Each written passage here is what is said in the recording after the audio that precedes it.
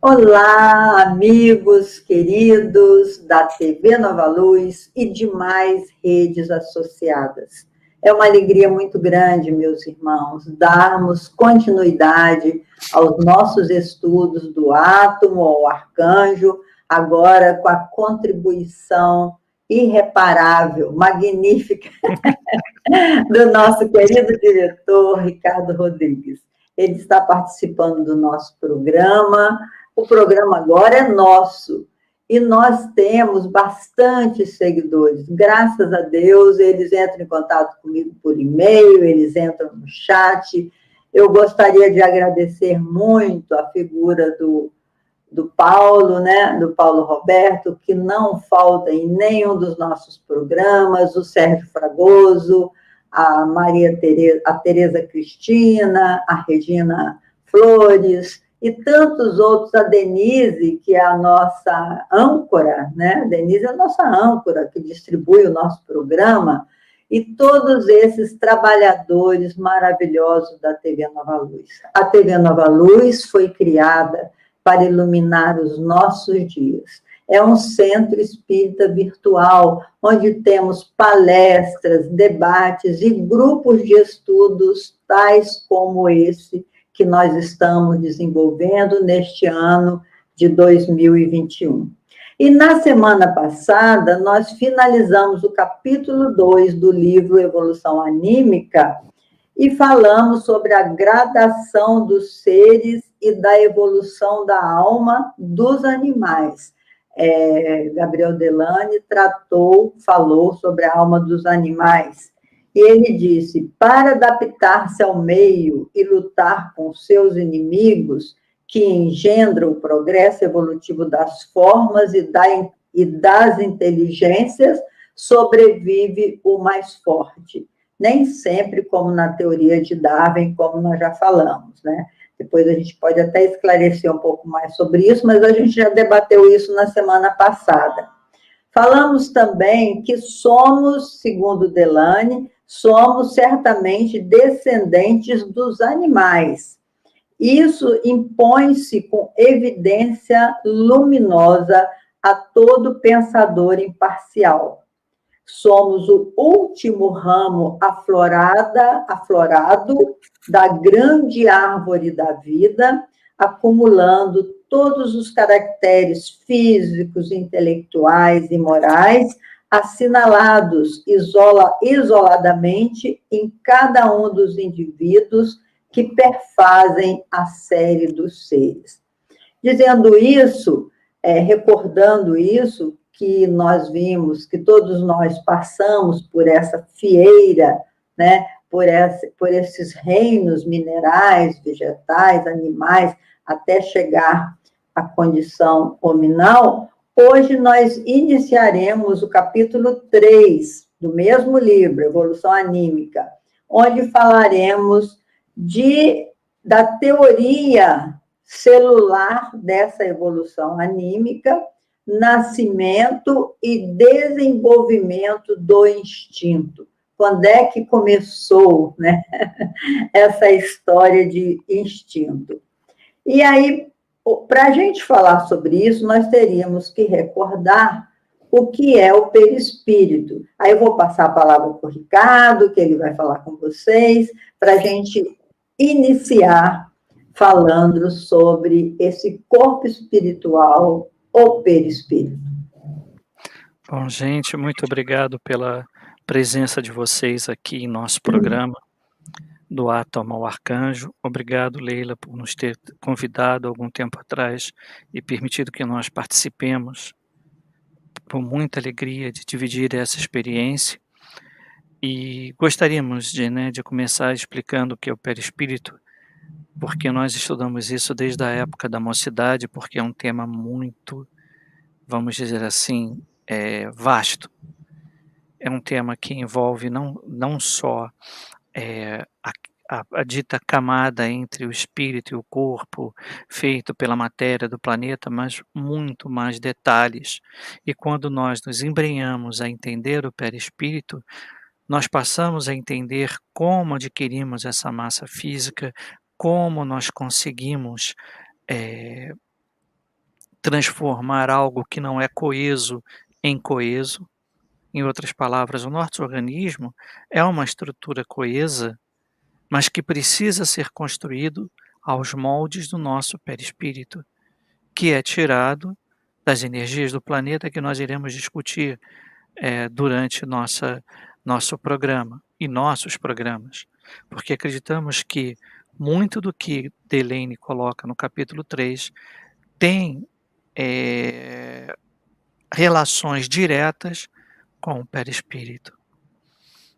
É verdade, o perispírito é o corpo intermediário, nós já falamos isso, né, entre o corpo físico e a alma imortal, que esse perispírito, quando nós fomos criados lá no nosso princípio absoluto, na simplicidade absoluta, simples e ignorantes, para passar por todos esses reinos, nós já recebemos, poeticamente, Allan Kardec fala, Deus retirou do fluido cósmico universal, retirou uma porção desse fluido e construiu um corpo espiritual com propriedades tais que nos permite, como disse o Ricardo também aí, estagiar em diversas escolas do universo, que são as muitas moradas que Jesus se referia. Para nós entrarmos em qualquer daquelas moradas, o nosso perispírito absorve os elementos materiais da nova morada para gerar o corpo material que nos permite transitar pelo mundo da materialidade, né? Assim, mas aí Delane cita, eu coloquei interessante, que ele desenvolve todo o seu capítulo sobre o perispírito, e ele cita que numa reunião de materialização que eles estavam participando, ele viu que apareceu uma aranha lá durante a reunião, e um dos membros, quando viu a aranha grande, tacou o pé e matou a aranha. E o médium que estava incorporado, ele falou, eu estou vendo o espírito da aranha deixar o seu corpo. Olha que coisa interessante é essa experiência, que ele falou que ele estava olhando aquela experiência, não estava vendo nenhuma novidade na reunião, mas, de repente, quando o médium começa a citar que estava vendo o espírito da aranha soltar-se do seu corpo físico, ele achou que era uma experiência interessantíssima, imagina. E outra experiência que ele citou também, que saiu publicado na Revista Espírita de 1965, ele fala de uma cadelinha que voltou para casa depois de morta, que o homem lá em torno da meia-noite percebeu a entrada do cão e a família também percebeu. Aí eu coloquei aqui, sabe, Ricardo, para mostrar uma experiência que ocorreu comigo também. Eu tinha um cachorro lá em Belo Horizonte, quando eu mudei para lá com meus filhos pequenos, a gente comprou um poodle. E o poodle, ele tinha, assim, um pedigree, ele chamava Egon Cipri Mullenrouge Estrelita, ele era da família Estrelita, isso quer dizer que era um cachorro com pedigree, que acompanhava bem, brincava bem com as crianças, não era agressivo, aquela coisa toda. E depois que nós compramos, num preço que nós não achamos caro, é que nós percebemos que nós tínhamos sido enganados, porque ele tinha uma infecção no ouvido, uma infecção crônica incurável, e foi pegando nas minhas crianças. A minha caçula, Cristina, ficou com o ouvido, dava um cheiro, não sei se você já ouviu falar em infecção de ouvido, que dava um cheiro tão forte, e a gente ficava sentindo aquele cheiro forte, porque ela não reclamava de dor, ela reclamava, mãe, eu estou sentindo um incômodo no meu ouvido, e aquele cheiro forte. Quando nós levamos no otorrino, ele falou, olha, porque essa infecção que ela está é muito própria do animal, do cão, então não vai ter jeito da gente cuidar dela se não cuidar do cão também, né, do cãozinho, para ele se curar. E nós gastamos, assim, muito dinheiro levando ele para cuidar no veterinário, até que o veterinário falou, olha, o caso dele é crônico, realmente não tem jeito, ele não pode ser criado em apartamento. A senhora leva ele para ser criado no espaço livre, que ele vai ter mais chance de se curar, e a sua filha também de se curar. E aí eu lembrei que a minha tia morava numa fazenda lá no Espírito Santo, eu levei o Egon para ficar com ela uns tempos para se curar da infecção. E as minhas primas adoraram, que ele era um cachorrinho lindo, adorável e tal, só que ele foi atropelado lá. E quando ele foi atropelado, eu não sabia que ele tinha sido atropelado. Aí, de noite, eu vi o Egon entrar debaixo da minha cama. Aí eu falei assim, uai, Egon, mas não é possível você estar aqui. Alguém te trouxe aqui? E ele estava embaixo da minha cama. Eu cheguei a ver a sombra dele passar assim para debaixo da minha cama. Então, no dia seguinte, na hora à noite, eu vi que ele realmente não estava, né? E no dia seguinte, que eu me comuniquei, então, com a minha tia, que ela morava numa região de difícil telefonema, eu tinha que ir num posto, e aí eu quis saber a notícia dele, ele falou assim, ainda bem que você ligou, a gente está aqui com o coração na mão, porque o Egon foi atropelado. Então, foi assim que eu soube, ele veio realmente me avisar. Então, você vê que não tem a menor dúvida que o animal tem alma revestida pelo perispírito, né? Assim? Sim. A gente tem que pensar, né, que você falou do fluido cósmico universal. O fluido cósmico universal, ele, digamos, é a célula máter de todo o processo que mais tarde vai ser o fluido espiritual e o fluido material e o fluido que vai se diferenciar também como fluido vital. Na pergunta 66 do Livro dos Espíritos, né, ele diz claramente que o princípio vital, ou seja, o fluido material, ele é o mesmo para todos os seres orgânicos, para todos nós. Realmente, nós somos seres de base de carbono. E o nosso perispírito vem da onde? Vem justamente desse fluido vital, desse princípio vital, para que nós nos adaptemos ao planeta que iremos encarnar. Então, obviamente, um planeta X qualquer, o fluido vital pode até ser semelhante ao nosso, mas não é o nosso. Então, nós teremos que passar um período de adaptação.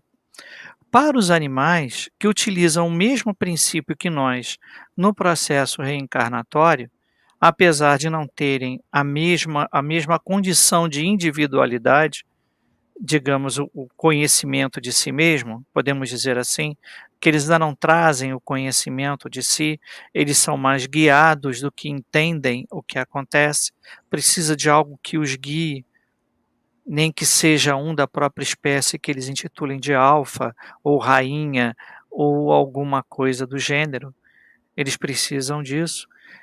E é esse, digamos, perispírito primitivo que nós conseguimos ver, de qualquer animal.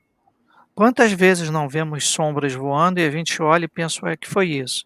Nós não sabemos se por nós passou alguma entidade que possui, podemos dizer, o seu autoconhecimento, conhecimento de si mesmo, ou seja, um espírito, ou se foi o princípio inteligente de algum animal que ainda continua passando na mesma região, migrando como as aves, ou então procurando um lugar onde possa, ou um grupo que ele possa reencarnar, ou da mesma espécie, como um cão, um gato, um leão, ou um hipopótamo, porque eles vão reencarnar com essa estrutura até estarem prontos para estruturas mais dóceis. A questão toda que nós tomamos, quando tomamos consciência de nós mesmos, é a docilidade. São o início do entendimento de si e as virtudes. Então, esses animais, obviamente, eles passarão por nós e, se forem do nosso convívio, nós o reconheceremos.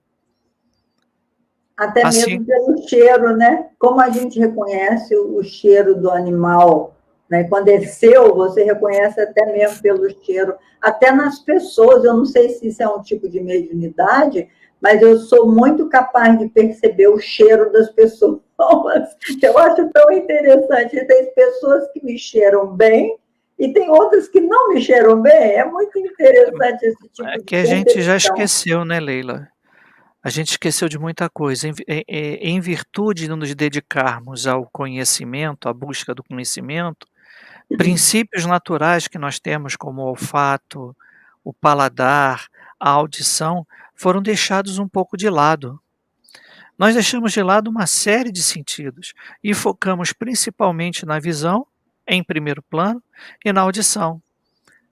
É Você verdade, vê é que a verdade. gente não dava, a gente só está dando valor ao olfato, porque nós estamos perdendo com o Covid. As pessoas estão descobrindo que estão perdendo o sabor e o olfato. Por que eu estou perdendo o sabor das coisas? Não, o sabor ela continua sentindo. Ela perdeu o olfato. Ela, se comer alguma coisa doce, ela não sabe se está comendo uma maçã ou uma pera, porque ela não sabe definir mais o olfato dessas duas frutas. Ela sabe definir o salgado, o doce, o amargo e o azedo. Eu fico achando até, Ricardo, brincando agora com isso, que eu estou assim, numa encarnação muito próxima da animalidade, porque eu sinto o cheiro de longe. Não, às vezes a questão pode ser genética, ou seja, sua família traz isso há várias gerações e ninguém fala com ninguém. O nosso maior problema é a comunicação. Nós falamos de tudo, menos muitas vezes daquilo que é importante. É Então, verdade. Olha tem o que. família. Não, eu Conclui. ia te comentar que tem famílias que têm a mediunidade como característica praticamente familiar. Irmãos, pais, tios, veem espíritos, ouvem, mas por não acreditar que essas coisas existem, por motivos religiosos ou pessoais, não acreditam, não falam com ninguém, passam de pai para filho e aí começam a descrever que isso pode ser uma neurose, uma esquizofrenia, uma loucura, quando na verdade é mediunidade, que foi passada de geração em geração e ninguém sequer se preocupou em aprimorá-la ou educá-la. É interessante isso. Gabriel Delany, eu escrevo umas frases de efeito assim do estudo dele, que é para a gente não perder o foco que nós estamos falando desse mestre, né, do século passado. Ele diz assim: as partes do corpo animal ou vegetal são oriundas das modificações experimentadas pelas células. É o elemento anatômico por excelência e forma a molécula orgânica com a qual se estruturam todos os seres vivos. Então, é interessante a gente pensar que nós todos temos a mesma origem. Desde que a gente entendeu da trindade universal, né, Deus, Espírito e matéria, tudo faz sentido na nossa cabeça em pensar no holismo, ou seja, todos nós somos irmãos, quer queiramos ou não, porque a nossa origem é do mesmo Pai, né, que nos fez do mesmo elemento material divino, o fluido cósmico universal. Então, ele fala aqui, mas como é feita essa célula? As células têm 3 partes. Aí ele descreve as partes das células, que eu não transcrevi, porque é um estudo assim tão específico que eu acho que não é relevante a gente saber as partes da célula, a não ser que nós estivéssemos em aula de anatomia, né? O que a gente está falando é da origem da célula até perispiritual, porque nós sabemos que ao reencarnarmos, o nosso corpo físico vai reproduzir o perispírito. O perispírito é o molde do corpo físico. É a gente saber que essa célula ela passou por toda essa elaboração, por todo esse trabalho, que André Luiz, no livro Evolução em Dois Mundos, ele fala que da célula unicelular, aliás, do animal unicelular, até chegar a essa complexidade celular que é o ser humano, nós gastamos 1,2 bilhão de anos. Então, estou somando as informações de André Luiz aqui com Gabriel Delany, que... Então, pode falar. Não, eu estava aqui prestando atenção no que você estava dizendo, para você ver como é que foi complicado, né, que há muitos culpam o acaso, mas você pode chamar Deus de que quiser, né. Deus ele é aquele que não tem nome, né, então você pode chamar de Deus de acaso, porque ele continuará sendo Deus. A sua escolha foi chamá-lo de acaso. É impossível, digamos, aleatoriamente, nós conseguirmos entender uma agregação celular, molecular, que é o nosso corpo. O nosso corpo é um processo de agregação, de uma coesão de elementos tão grande que, no nosso caso, se nós cortarmos a mão, isso no extremo, né, a mão se recupera. No meu caso, como eu perdi a vesícula há pouco tempo, meu organismo está se readaptando à falta daquele órgão, como se cada uma das células dos outros órgãos estivessem dizendo para o meu, estivessem se rearranjando, como, olha, está faltando um elemento, precisamos nos rearranjar a fim de que não aquele que nos usa, podemos dizer assim, não não morra, não nos deixe morrer. Porque o objetivo dessas células é sobreviver.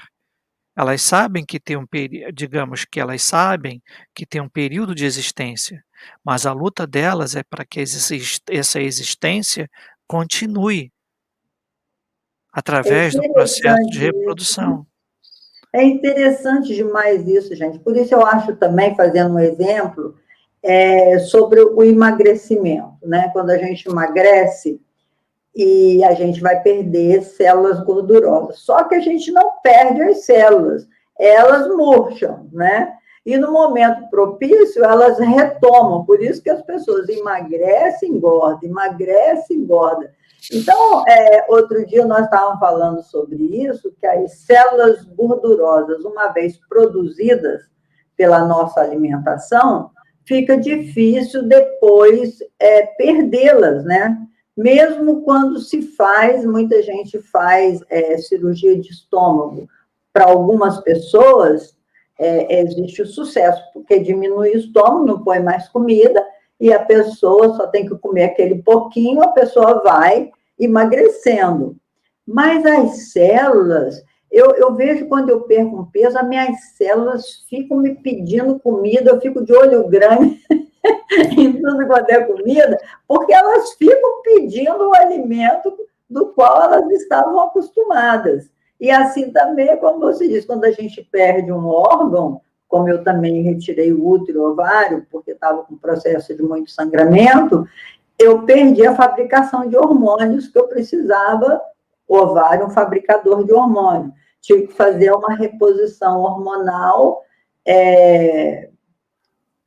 como é que a gente diz? Sintética, né? Não sei como é que é essa reprodução. Mas depois estava me provocando outros danos. Então, o nosso organismo é tão perfeito, só para concluir isso, o nosso organismo é tão perfeito que a gente, às vezes, não o respeita como deveríamos, né, Ricardo? Aproveitando esse estudo de células. É verdade, nós não respeitamos porque acreditamos que o corpo é nosso. A gente costuma ouvir muito frases como o corpo é meu e eu faço dele que eu bem entender. Mas, como disse sabiamente Jesus, a semeadura é livre. Não, foi Paulo de Tarso. A semeadura é livre, a colheita é obrigatória. Então, se nós começamos a plantar desequilíbrio na nossa estrutura orgânica, por abusos, claro que nós vamos ter consequências. No caso específico que você falou das células de gordura, a gente tem que lembrar que nós temos uma história, uma memória coletiva, uma vida coletiva de necessidades. Às vezes, nós comíamos, quando muito, uma refeição por dia, e nem sempre era o café da manhã. Era aquela refeição que podíamos, do almoço ou jantar ou qualquer horário, mas era uma refeição pautada muito em proteína, porque era o que nós podíamos ter. Pão era uma coisa muito sofisticada e relegada aos mais nobres ou àqueles que podiam pagar. Então nós temos na nossa memória coletiva e na nossa memória perispiritual o aspecto da fome. Então, como hoje a fome, não é como era no século XIII, XIV, XV, o que nós queremos é acumular energia, porque achamos que vamos passar fome novamente. E aí começa o desequilíbrio. O que a gente tem que fazer é colocar a razão sobre a necessidade e o prazer, porque ao nos alimentarmos, nós sentimos prazer. O alimento nos sacia. Essa sensação de saciedade, dada por diversos mecanismos de prazeres, né, e humores no nosso organismo, é que faz com que nós desejemos comer mais, não fazer exercício que vai gastar o que comeu. Eu não gosto de fazer exercício, não é que você não goste. Acontece que seu organismo está dizendo, se você fizer exercício, você vai perder. Se você perder, eu quero mais. É verdade. E é tão interessante isso que ainda tem as fomes emocionais, né? Que faz com que a Sim. gente come. Porque a comida, como traz prazer, quando você não encontra prazer no seu trabalho, não encontra prazer na sua parceria, quando você está nessa fome emocional, que na verdade todos nós somos mendigos de amor, né? Quando a gente está nessa fome emocional, a gente come em excesso, né? A gente deveria comer só para saciar a fome. E quantas vezes, Ricardo, eu tenho que falar isso para mim mesma, Leila, calma, você não está com fome, porque eu tenho fome o dia inteiro. Eu tenho uma fome horrorosa. E eu sei que é fome de outras coisas. Eu estou com fome dos meus filhos, eu estou com fome dos meus netos, estou com fome de abraço. Mas aí o que é mais fácil? É correr para a geladeira, né? Pegar um negocinho. Aí você sente um enorme prazer. Mas isso, meus irmãos, nós estamos aprendendo, estamos aqui em aprendizado. O importante é a gente saber, como nós estamos estudando, esses mestres trazem esses ensinamentos para nós, que é uma coisa tão bem elaborada você imaginar que esses órgãos, essas células que estão te pedindo algumas ações, né, te sugerindo, te mostrando organicamente que elas estão carentes, elas se desenvolveram por milênios, centenas de milênios de anos para chegar a essa beleza. Então, Gabriel Delany coloca nos seus livros as 3 partes da célula.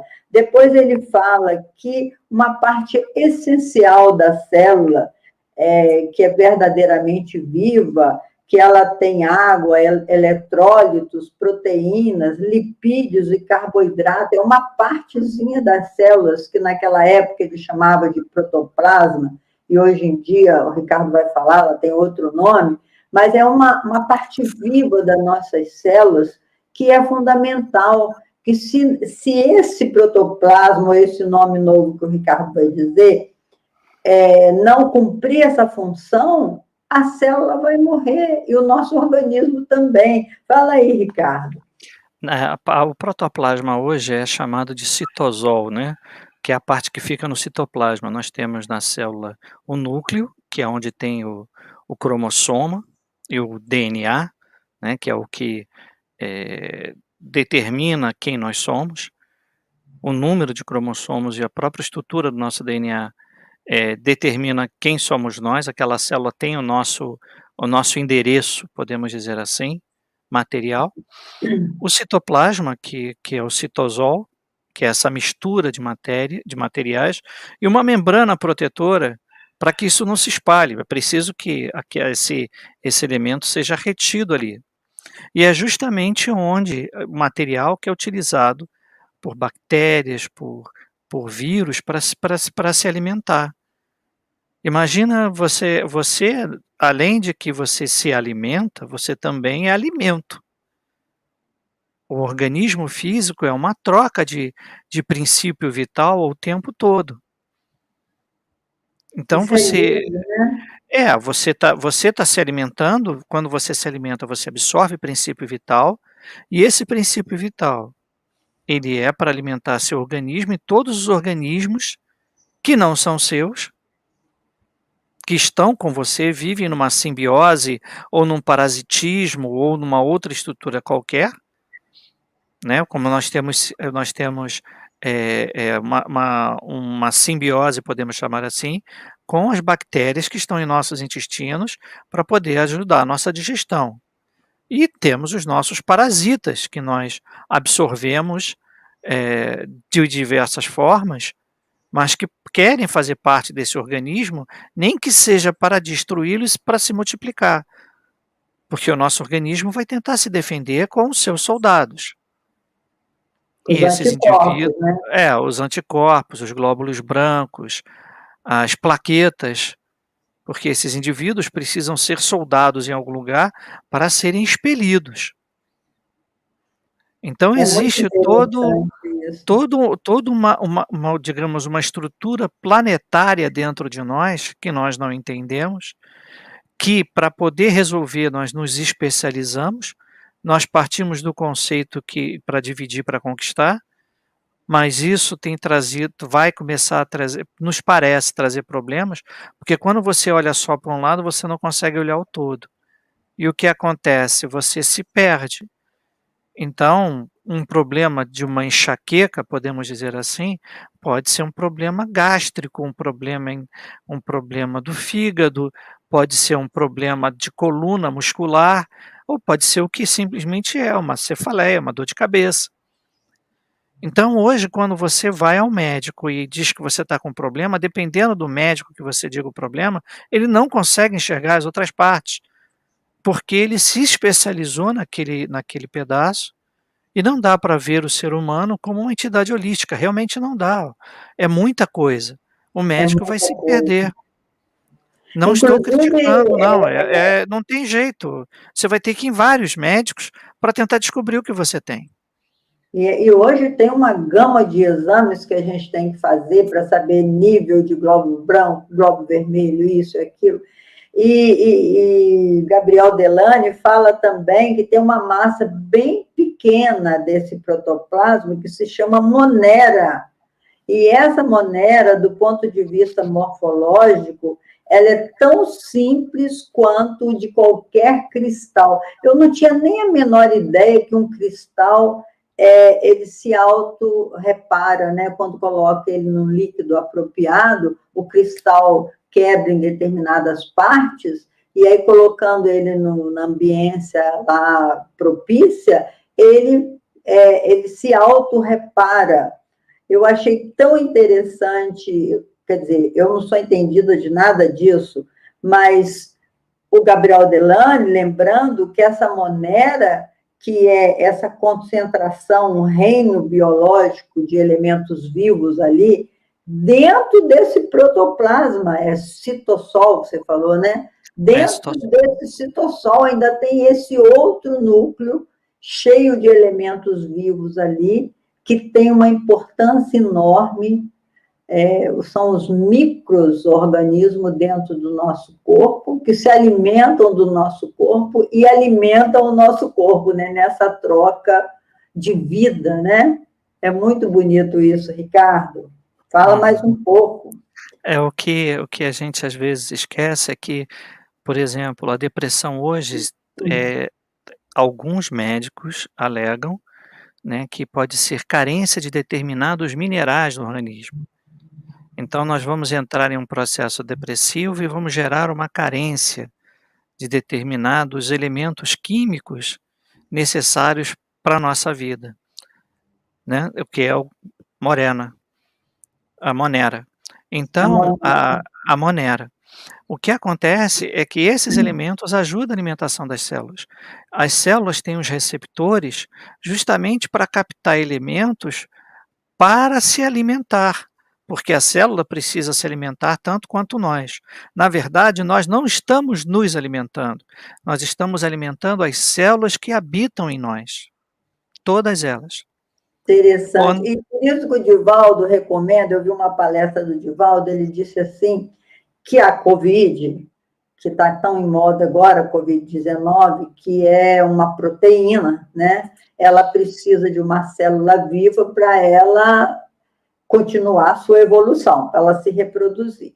Então, o que a gente tem que dizer assim, se a gente pegou a Covid, a gente tem que dizer assim, minha amiga, você é muito bem-vinda, você chegou no meu organismo, mas você é hóspede, você não veio para ficar, você não veio para ficar. Então, vamos negociar, tá? Você vai ficar um tempinho aí, a gente vai se adaptar a você e tal, e depois você vai ter que sair, porque senão você elimina a possibilidade de todas as outras células que estão aí. Eu achei tão interessante a gente poder ter, como o Chico falava com as formigas, né? O Chico nos formigueiros, ele mandava as formigas saírem. Então, a gente também tem que pensar que não é nenhuma loucura a gente estar falando com esses elementos vivos do nosso corpo, né? Claro que não, inclusive eles falam com você, falam com você, comigo, com todas as pessoas o tempo todo. Senão Pois nós não é. respiraríamos. Acontece que a gente olha para o nosso corpo com tanta simplicidade, que até mesmo o ar que a gente respira não é nosso, é do corpo. Essa entidade que nós estamos usando temporariamente, que tem um fluido vital para durar um número determinado de anos, e que, por simples falência dessas estruturas, nós deixaremos o corpo, porque por que nós deixamos o corpo? Por falência. Se a morte for natural, é simplesmente que essa estrutura, ela também sofre um desgaste. E quando ela fale, nós devemos deixá-la, como quem deixa qualquer sapato, camisa, roupa para trás. Por quê? Porque nós Então, somos uma vontade, mas o corpo, ele também tem necessidades, ele fala conosco o tempo todo. Nós é que muitas vezes estamos tão voltados aos nossos problemas que não ouvimos. Então, de volta tá certo, sim, tem que conversar com a Covid e dizer: "Olha, minha amiga, muito obrigado pela sua visita, até a próxima, vá com Deus".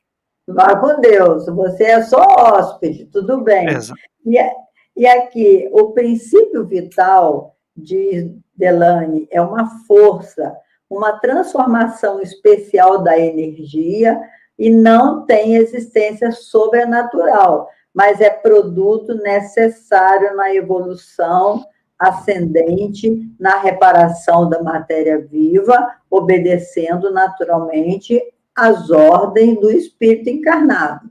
Quando esse espírito exatamente. encarnado é capaz de dar essa ordem, tipo assim, olha, vai embora que você é hospedeiro, não vai morar definitivamente aqui. E aí ele fala, no aparecimento do sistema nervoso aparece também o princípio inteligente. Aí que vem aonde que a inteligência aparece no organismo. Eu achei muito interessante isso. Quer dizer, quando os animais apresentam um sistema nervoso, aquele sistema de nervos capaz de conduzir a informação, né, da mente, aí começa a ser tão inteligente, né, que aí começa o rudimento da inteligência, que é o instinto. Delane dá exemplo no livro de alguns zoófitos. Aí eu fui ver o que é zoófitos, né? Aliás, ele mesmo fala, são animais plantas. Você não sabe se eles são plantas, vegetais, ou se eles são animais. Tais como as medusas, que ele chama de geleias do mar, e os ouriços marinhos, que por possuírem lineamento do sistema nervoso, apresentam rudimentos instintivos, ou seja, o princípio inteligente. Então, aí começa a aparecer não só o princípio vital, mas também o princípio inteligente. Fala um pouquinho disso aí, Ricardo. É que, bom, pelo que colocou Delene nesse capítulo, é um capítulo bastante interessante de ler, só os leitores precisam ter o devido cuidado de que muitos nomes foram alterados com o passar do século, que Delene não escreveu há séculos não, foi só um século atrás. Que Então tem que tomar muda, né? muito cuidado com as terminologias que sofreram alterações com o passar do século. Tem que lembrar que ele é um homem do final do século XIX, início do século XX. Então ele está absolutamente correto nesse princípio de que toda a construção da inteligência se dá com pequenos passos. A natureza não dá saltos e nem Deus, nas suas leis naturais, promove um processo evolutivo que hoje todo mundo nasceu arcanjo. Nós já nasceu arcanjo, você é arcanjo, e nunca vão chegar a você. O ser humano só tem um destino, ele nunca vai conseguir chegar até aqui. O máximo que ele vai conseguir é até esse ponto, dali ele não passa. Não, não é assim que as coisas funcionam. A natureza tem seu processo evolutivo. Novamente, recomendamos a leitura também do Livro dos Espíritos, das Leis Naturais, eu acho que é a parte terceira. Nós precisamos entender as leis naturais no sentido de que, para que um determinado indivíduo, espírito, possua o discernimento necessário, ele vai ter que passar por vários estágios. E ser um ser que tem um princípio de sistema nervoso é um processo de adaptação. Para que esse princípio espiritual, podemos chamar assim, esse principiante espiritual, chamemos assim, esteja apto de um dia poder governar um sistema nervoso tão complexo quanto é o sistema nervoso humano e talvez num futuro outro mais complexo ainda, porque nós não somos a excelência de complexidade do sistema nervoso, nós somos a excelência no nosso planeta. E no nosso Mas nível evolutivo, né? e no nosso nível evolutivo. Em outros locais, nós precisamos nos educar e nos preparar para administrar corpos que podem ser muito mais complexos e mais fluídicos do que o nosso. É verdade. Inclusive, Denis imagina, no livro O Espiritismo na Arte, Denis fala uma coisa tão interessante, porque ele fala, imagina se nos nossos nervinhos oculares, se eles tivessem alguma ligação com o ouvido, a gente não só ia ver, como ouvir o movimento daquilo que a gente está vendo, como você vê uma abelhinha voando assim, se você tivesse o seu nervo óptico ligado ao nervo ocular, que a gente imagina que no futuro talvez nós tenhamos, né, essas percepções maiores, nós poderíamos ver e ouvir ao mesmo tempo, como os grandes compositores que têm essas melodias, tipo Mozart, Chopin, Sim. Beethoven, né? Que eles têm uma Existe percepção maior. Sim. Existe uma doença que foi tratada há algum tempo, que eu esqueci o nome, mas eu vi até um documentário sobre ela, em que a pessoa vê uma cor e sente um gosto.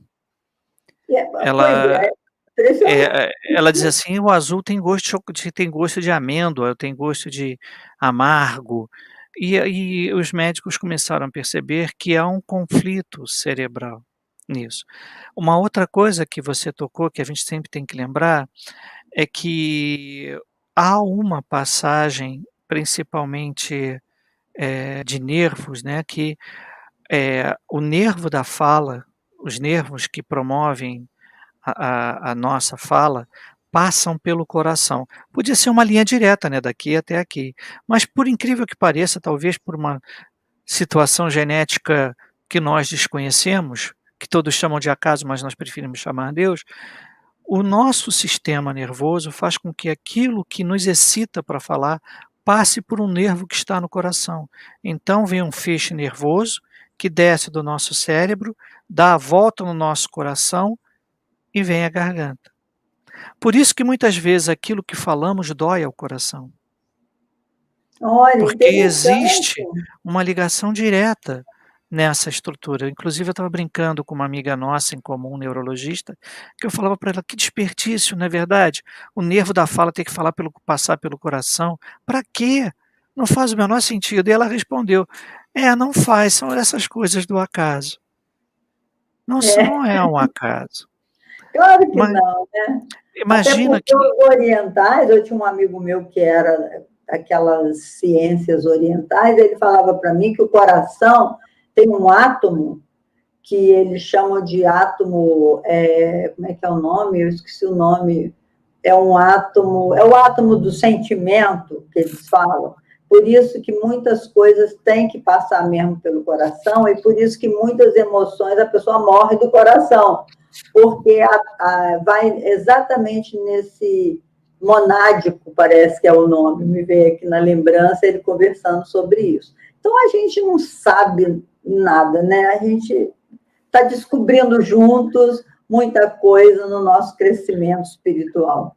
e nós devemos respeitar muito o conhecimento dos antigos, porque eles diziam coisas que, por mais que eles não soubessem qual é a estrutura daquilo em si, havia um sentimento que era dado pela sua consciência espiritual.